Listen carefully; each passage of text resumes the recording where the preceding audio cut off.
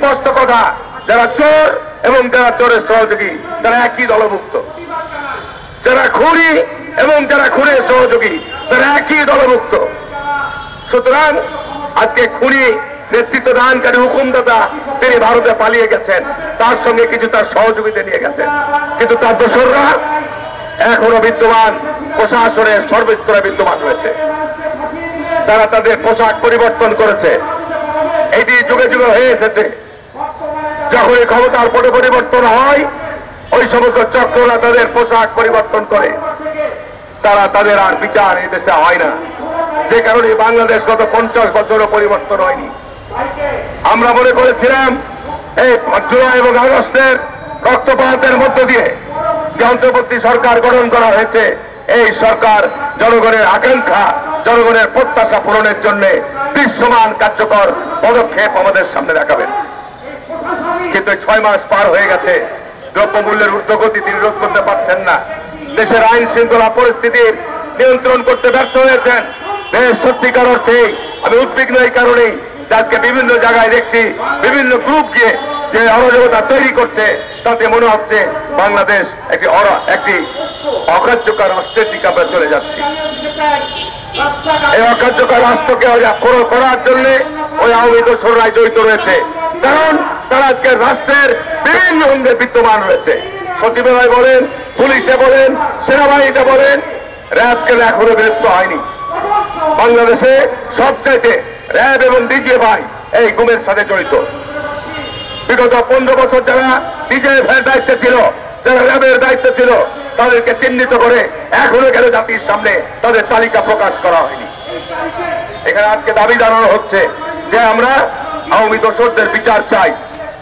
যদি সত্যিকার অর্থেই দেশকে একটি গণতন্ত্রের পথে ভালো জায়গায় নিয়ে যেতে চান, তাহলে পারে আমরা এই গত 15 বছর যে অপশক্তির বিরুদ্ধে লড়াই করেছি তাদেরকে তো নিষিদ্ধ করবেনই, তাদের তো বিচার করবেনই, কিন্তু যারা এখনো বিদ্যমান রয়েছে তাদের তালিকা জনতার সামনে প্রকাশ করুন, তাদের বিভিন্ন দপ্তর থেকে বিভিন্ন জায়গা থেকে তাদেরকে অপসারণ করুন। বাংলাদেশের ইতিহাস ৭১ সালে যারা ৭১-এর মুক্তিযুদ্ধের বিরোধিতা করেছিল, যারা আমরা স্বাধীনতা বিরোধী বলি, স্বাধীনতার শত্রু বলি, তারাও কিন্তু পোশাক পরিবর্তন করে বাংলাদেশে এখন রাজনীতি করছে, বড় বড় নসিহত দিচ্ছে, বড় বড় কথা বলছে, কিন্তু এখনো পর্যন্ত তারা ওই ৭১-এর মুক্তিযুদ্ধের তাদের অপরাধের জন্য যে দেশবাসীর কাছে ক্ষমা চায় নাই। তাদের যে ভুল, তাদের যে সেই সময় এই আত্মঘাতী সিদ্ধান্ত ছিল, সেদিকে তারা এনিয়ে বিনিয়ে বিভিন্নভাবে অপব্যাখ্যা দিচ্ছেন। বাংলাদেশে এই যদি আজকের এই সময়ে যদি এই অপরাধীদের শাস্তির আওতায় নিয়ে না আসা হয়, আমি এই দেশ বাঁচাও মানুষ বাঁচাও আন্দোলন শুধু নয়, আমরা মাঠে নামবো, জাতীয়তাবাদী দল মাঠে নামবে।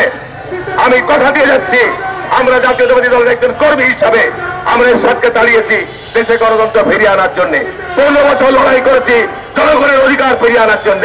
আমরা কথা দিচ্ছি বিএনপি ক্ষমতায় আসলে অবশ্যই এই আয়নাঘরের দোষরদের আমরা বিচার করব। আমরা কথা দিচ্ছি যারা গত 15 বছর এদেশের মানুষের জান মাল নিয়ে ছিনিমিনি খেলেছে, তাদেরকে বিচারের আওতায় নিয়ে আসা হবে। যারা এই পোশাকদার পরিবর্তনকারীদের সাথে মেলামেশা করবে, যারা এই পোশাকদারি পরিবর্তনকারীদের সাথে তাদের সাথে উঠা বসা করবে, তাদেরকে আমরা চিহ্নিত করব। আমাদের নেতা তারেক রহমান এই শুরু থেকে বলে আসছে যে বিএনপিতে এই পোশাক পরিবর্তনকারীদের দলে নেওয়া যাবে না। কিন্তু আমরা সেটি হয়তো অনেক জায়গায় বিচ্ছিন্ন ঘটনা ঘটছে, কিন্তু আমরা স্পষ্ট বলতে চাই বাংলাদেশ জাতীয়তাবাদী দলের দিকে এদেশের মানুষ তাকিয়ে আছে। প্রফেসর ইউনূসকে আহ্বান জানাবো, নতুন দল ক্ষমতায় থেকে করবেন না, নতুন দল করার উস্কানি দিবেন না, নতুন দল তৈরি করার উৎসাহ দিবেন না। 11-এর সময় ফখরুদ্দিন মহিউদ্দিনরাও বাংলাদেশে কিংস পার্টি গঠন করে ক্ষমতায় থাকার চেষ্টা করেছিল, ব্যর্থ হয়ে ভারতীয় ষড়যন্ত্র বাস্তবায়ন করে গেছে। আমি বিশ্বাস করি আপনি নতুন করে এই ছাত্রদেরকে দিয়ে দল গঠন করতে চাচ্ছেন, অসুবিধার কিছু নাই। জনগণের কাছে গেলে বুঝতে পারবেন যে নির্বাচনে তাদের কি ফলাফল হবে। কিন্তু যদি অতীতের মতো ওই 11-এর মধ্য দিয়ে ফখরুদ্দিন মহিউদ্দিনের মতো ওই 2008 সালে যে সাজানো নির্বাচন করেছিলেন, ওই রকম নির্বাচন যদি করতে চান, বিএনপি সহ দেশের জনগণ কিন্তু এই ব্যাপারে সজাগ এবং সতর্ক রয়েছে। আমরা চাই বাংলাদেশে একটি অন্তর্বর্তীকালীন সরকারের অধীনে অবাধ সুস্থ অংশগ্রহণমূলক নির্বাচন অনুষ্ঠিত। জনগণ তাদের মতামত সুষ্ঠুভাবে প্রতিফলিত করুক এবং নির্বাচনের সময় প্রত্যেকটি রাজনৈতিক দল তাদের কর্মসূচি ঘোষণা করবে, তাদের নির্বাচনের সময় তাদের কর্মকাণ্ড ঘোষণা করবে। তার মধ্য দিয়ে আমরা দেশকে পুনর্নির্মাণ করতে চাই। বক্তব্য বাড়াবো না, অনেক বক্তব্য হয়েছে, প্রায় 11টা থেকে মিটিং শুরু হয়েছে। আমি ধন্যবাদ জানাচ্ছি রকিবুলদেরকে যে এই ধরনের সমাবেশ অব্যাহত রাখবা। এই সমাবেশের মধ্য দিয়ে আমাদের সচেতনতা বাড়াতে হবে এবং অবশ্যই আওয়ামী লীগের দোষকদের ব্যাপারে আমাদের কোনো আপোষ নাই, এদেরকে বিচারের আওতায় আনতেই হবে, আনতেই হবে, আনতেই হবে। এই আহ্বান জানিয়ে আমার বক্তব্য শেষ করলাম। সবাইকে ধন্যবাদ। আসসালামু আলাইকুম ওয়া রাহমাতুল্লাহি ওয়া বারাকাতুহু।